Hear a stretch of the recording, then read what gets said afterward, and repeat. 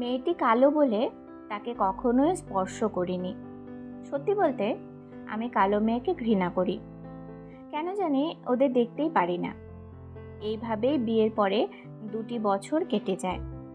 একদিন আমার মা, বাবা এবং আমি মার্কেটে যাচ্ছিলাম। এমন মুহূর্তে আমাদের গাড়িটা অ্যাক্সিডেন্ট হয়, যার কারণে আমার মা বাবা সেখানেই মারা যায়। আমি একটুর জন্য বেঁচে গিয়েছি, কিন্তু আমার 2টি পাই কেটে ফেলতে হয়েছে। প্রায় 3 মাস পরে আমার সেই কালো বউটাকে নিয়ে হাসপাতাল থেকে বাড়িতে ফিরলাম।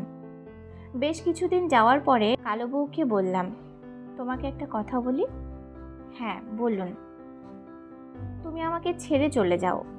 তোমাকে আমি অনেক কষ্ট দিয়েছি, যা সহ্য করার মতো নয়। না, আমি আপনাকে ছেড়ে কোথাও যাব না। কেন যাবে না? আমি চলে গেলে আপনার কি হবে? হ্যাঁ, এছাড়া আপনি আমার স্বামী, কিন্তু আমি তো কখনোই তোমায় স্বামীর মর্যাদা দেইনি, স্বামীর হক পূরণ করিনি, স্বামীর ভালোবাসা দেইনি। সমস্যা নেই, আমার ভাগ্যটা সেই ছোট্ট থেকেই খারাপ। দেখো, আমার 2টি পা নেই, আমি আর কখনো উপার্জন করতে পারবো না।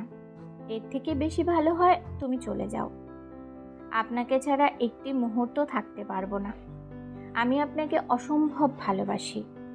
আপনার উপার্জন করার দরকার নেই, আমি নিজেই উপার্জন করব, আর সেটা দুজনে খাবো। আমার কালো বউটির এমন কথা শোনার পরে অজান্তেই চোখে জল চলে আসলো। কি বলবো বুঝতে পারছি না, নিজেকে অপরাধী মনে হচ্ছে। কান্না করেন না, আপনি কান্না করলে আমার কষ্ট হয়। মেয়েটির এমন কথা শোনার পরে নিজেকে আর কন্ট্রোল রাখতে পারলাম না।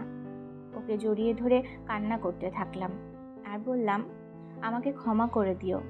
আমি তোমাকে অনেক নির্যাতন করেছি, অনেক অবহেলা করেছি। সত্যি আমি লজ্জিত।